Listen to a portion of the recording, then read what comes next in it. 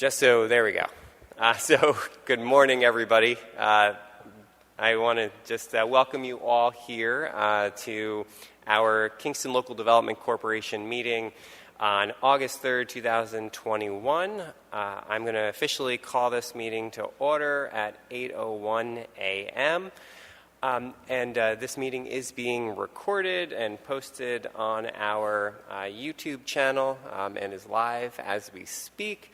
I want to take a moment to go around the room and just do introductions. We actually have a new board member with us today that I wanted to introduce, but also just for roll call purposes, if everyone could just state their name so we can have it for the record. Steve Noble is here. Al Tietzel. Brian Donahoe. Bob Ryan from Harrisby, Special Counsel to KLDC. Board Member Andy Turco-Levin. Paul Cachero. Tony Marmo. Bernard Feeney. Glenn Fitzgerald. James Demos. Eleni Loizu. Hayes Clement. Good morning, everyone. Brian, if you want to just take a moment to introduce yourself as a new board member, that would be great. Yeah, my name is Brian Donahoe. I've been a resident here for about 7 years. I own a jewelry store with my wife, run a farmer's market, and kind of help organize the downtown area of Kingston. Yeah. Well, welcome. Thanks for joining us. So today we have, generally we don't often meet in the summer, so this is kind of a combined July-August meeting. We do have agenda items related to the transfer of 21 North Front Street. I do hope that everyone's had a chance to review the documents that we sent out, but our counsel, Bob, is here today to be able to go over these documents with us and then answer any questions that we may have. Bob, I think we're going to turn it over to you at this point. Okay. Good morning, everybody. And Bob, you may have to just pull the mic a little bit closer. All right. Is that better? All right. Okay, what you have in front of you today is a land development agreement, a 90-day notice, which is required pursuant to the Public Authorities Accountability Act, and that's a notice with respect to any disposition of property where it's negotiated. And then also a notice that is provided to the board and to the public. And so it will be posted on the KLDC's website, and again, that's pursuant to the Public Authority Accountability Act. And then the resolution to take the actions today to accept the real property, 21 North Front Street, from the city, and then authorize the execution and delivery of the land development agreement, and also any other related documents associated with the acceptance of the property and the ultimate disposition of the property.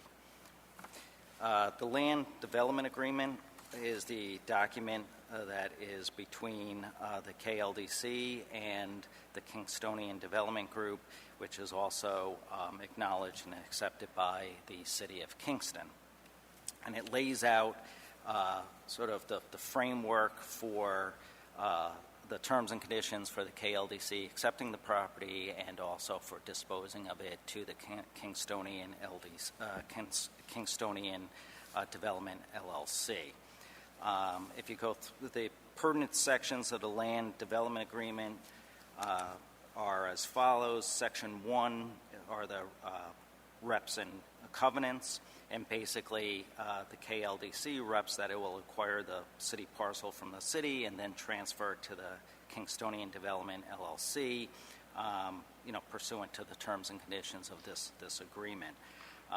Also, there's a rep and covenant here that the Kingstonian Development LLC reps that it possesses sufficient financial and human resources to undertake the proposed project. Section 2 provides that the Kingstonian Development LLC will have an exclusive development rights for a period of 6 months, which may be extended for 1 year. And that provides, that development period provides the opportunity for the Kingstonian Development Group to satisfy the express contingencies which are in the agreement. It also allows time for the KLDC to publish its 90-day notice. Because the title to the property cannot be transferred until at least the expiration of the 90 days, and then after that point, it can be. The section also lays out the consideration for the property. The agreement calls for a $50,000 escrow deposit, and it also calls for at least $4 million showing expenses of at least $4 million in connection with the construction of a parking garage, and also it calls for the operation and maintenance of the parking garage, which is an ongoing commitment. The LDA also provides that the deed will have a reverter. So if in the event that a development doesn't take place within 5 years, the land would revert back to the city of Kingston. Also, it has to be operated and maintained, at least partially, as a public parking for at least 200 spaces. So again, that provides the assurance that the KLDC is getting that public parking that it's seeking to achieve.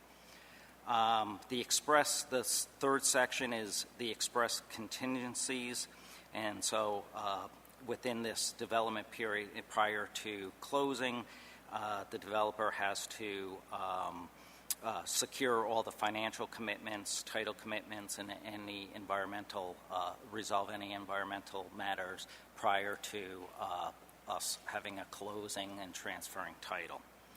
Then Section 4 lays out post-closing requirements. And this agreement actually terminates upon closing, but we have some survival provisions.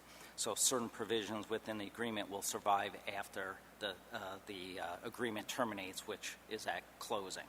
And the survival obligations include post-closing requirements that mandates that the developer within the 5-year period actually obtains final approval from the planning board for its special use permit and any site plan approvals, and it must commence and complete construction of the proposed parking facility.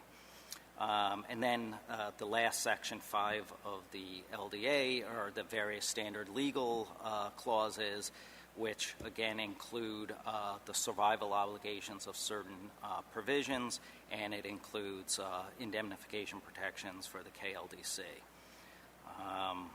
And again, the survival obligations again refer to the actual undertaking of the construction of the project. I guess I will ask if there's any questions, because that is, other than if this is approved, then the next step would be to finalize this agreement with the developer and get execution of it. It would also entail issuance of the 90-day notice and the posting of the public notice on the website. And then from there, we would have to wait the 90 days, and during that time, like I said, the developer would have to satisfy the express contingencies. And then once that occurs, there would be actually 2 sort of closings. The first closing would be the deed from the city to the KLDC, and then the second closing I reference in the agreement as a company closing, and that would be from the KLDC to the Kingstonian. Just one clarifying question. For all of the expenses that the KLDC has had to date, so the appraisal, all of your time, and then any other kind of costs that we will incur between now and kind of the final transfer of all of this, that's all going to be able to be, kind of taken out of that escrow? Yes.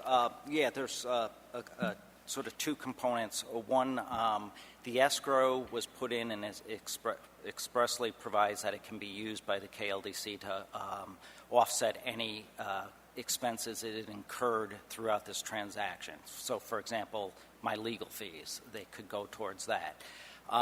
The other element is there's a provision that with respect to recording fees, title, all that kind of stuff, the typical closing costs, it's an obligation of the buyer. So it'd be an obligation of the Kingstonian. So again, the KLDC wouldn't be responsible for the typical, we'll say, seller's cost for a land transfer. That's been sort of transferred to the buyer, and again, the escrow deposit expressly provides that it can be used to offset any cost of the KLDC.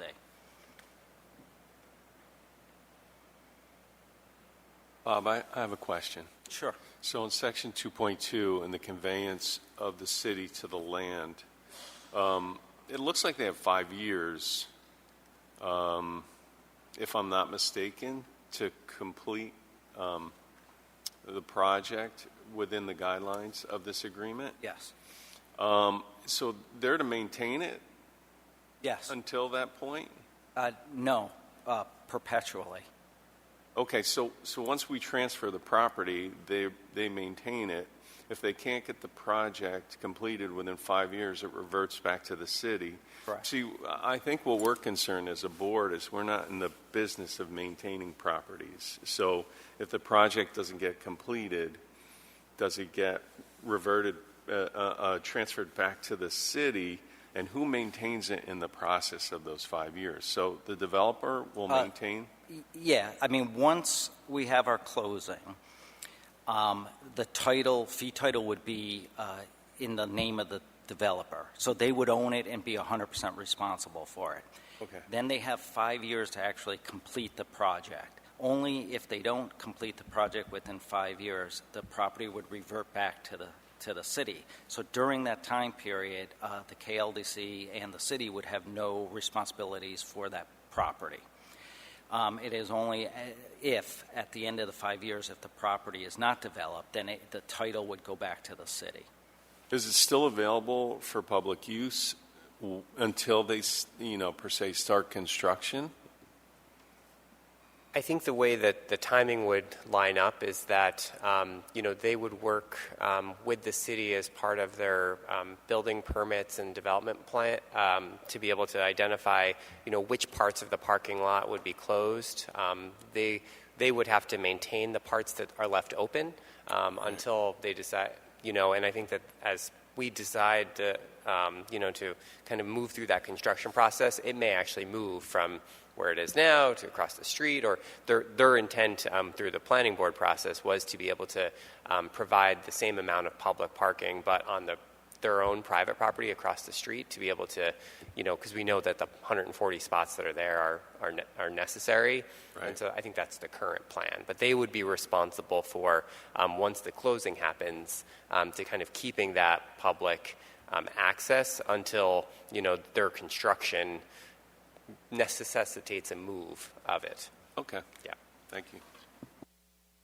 And I just want to clarify, should that happen at the end of the 5-year period that it does not get developed, it goes back to the city, correct, not to the KLDC? Correct. Okay.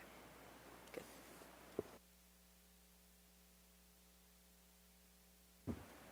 Bob, quick question for you, please. Yes. The land development agreement, has that been discussed with the developer? And where I'm going with this question is, if it is accepted here, is the developer then required to accept it? Or is there a negotiation at that point in time? And then does it come back to the KLDC for consideration if there are changes that are proposed? Right. The resolution that I drafted and is being proposed for this board does allow some changes to the documents, which is standard, but any substantive changes would have to come back to the board. But typically, if it's just small matters, the authorized signatory can sign that, and that shows approval by the KLDC that change is acceptable. And I did send a copy of the LDA to the purchaser's attorney, and the only comment I got was regarding the $50,000 escrow deposit, and saying if for some they wanted to state that if for some reason all $50,000 isn't expended by the KLDC, they'd like a refund of the remaining amount. So that was the only comment, other than I think a typo and comment on a whereas clause. So there's no substantive comments.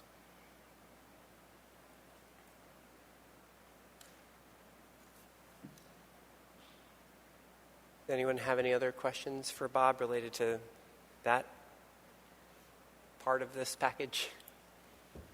Okay. Do you want to go on to the Resolution? Next resolution? Yeah. Okay, sure.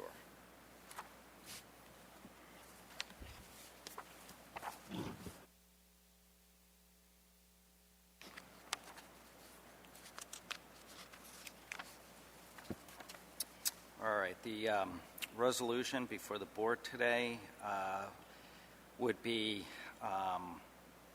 in general, it would be, the first thing would be to accept the land from the city, which is 21 North Front Street. Oh, sorry. Oh, okay. Yeah. In general, the resolution accomplishes a few things. One, it provides the official acceptance of the property, which is 21 North Front Street, from the city.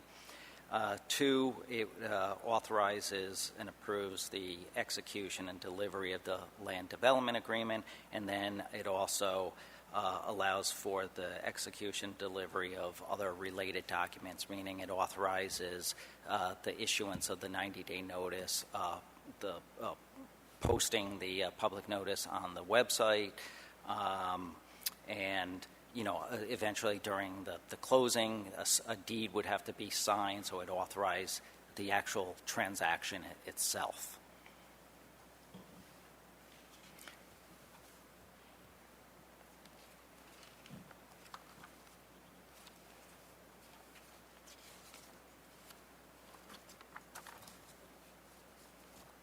Does anyone have any questions on that one?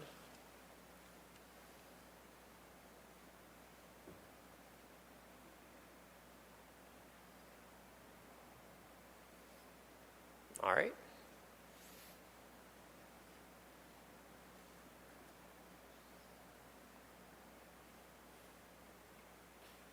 Do you want to talk a little bit more about the 90-day notice and how that process works?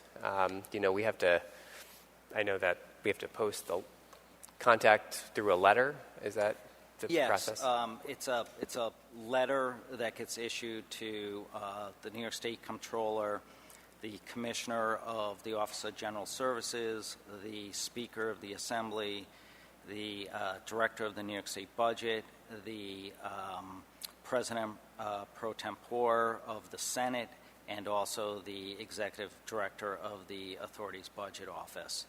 And basically, it requires whenever land of a public authority is being disposed of, other than through just pure public auction, where it's the highest bidder.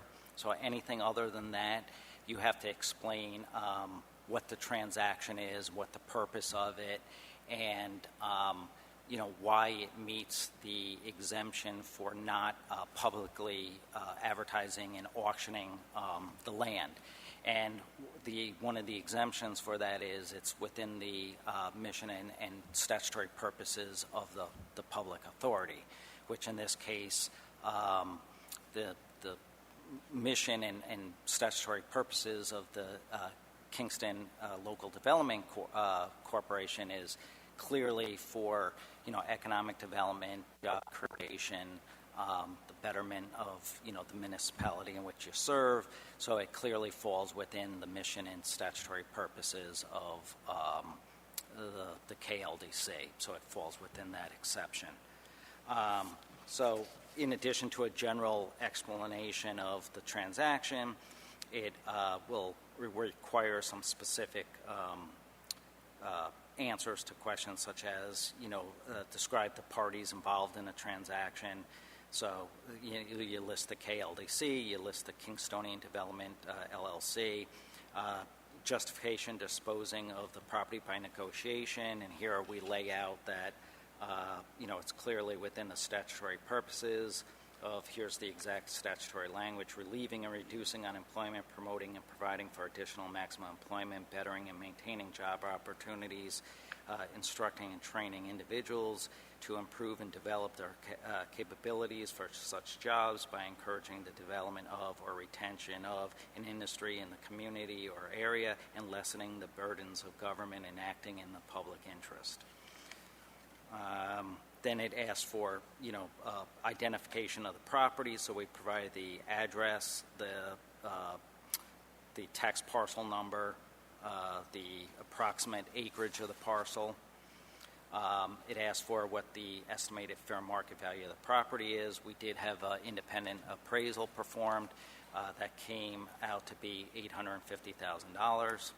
And then it's asked for the proposed, sales price of the property. So we listed out the consideration that's in the land development agreement, which is the $50,000 escrow deposit, the minimum of $4 million in expenditures attributed to the construction of the parking garage, and it's the ongoing operation and maintenance of the parking garage.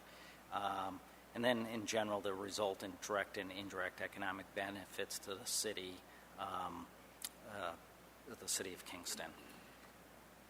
And then it's the expected date of the sale of the property, and that can be no sooner, again, than the expiration of 90 days. So, we're looking at approximately November would be the earliest that we could actually have a closing with the developer to transfer title. Does anyone have any questions on that process at all? Okay. So I guess I'll open it up to any more just general questions at this point. Bob, I just want to say thank you for your very thorough review. I know you and your team had to wade through, I think, 300 plus pages of the record, related to this effort on behalf of the city and now the KLDC to be able to, work on this project. So thank you to you and your team for that review. And I think at this point, hearing no other questions, I think the first part of this, for us to act would be to be able to, approve the KLDC authorizing resolution, correct? And so I would need a motion and then a second, and then we can open that up for discussion. I'll make a motion that we accept I'll second it. KLDC authorizing resolution so written. I'll second it. All right. And so that was a first for Tony, a second for Al.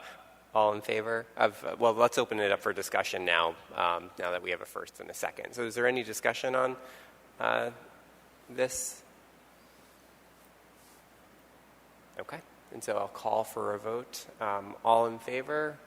Aye. Aye. Any opposed? And that is.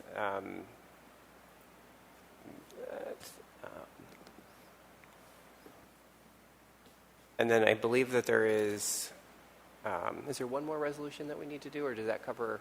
The draft resolution that was proposed actually covers all the actions, right.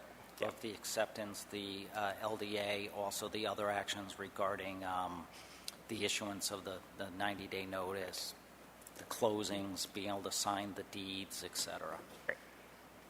Okay. And so I think the last part of today's official agenda was to just be able to approve the minutes from the last meeting.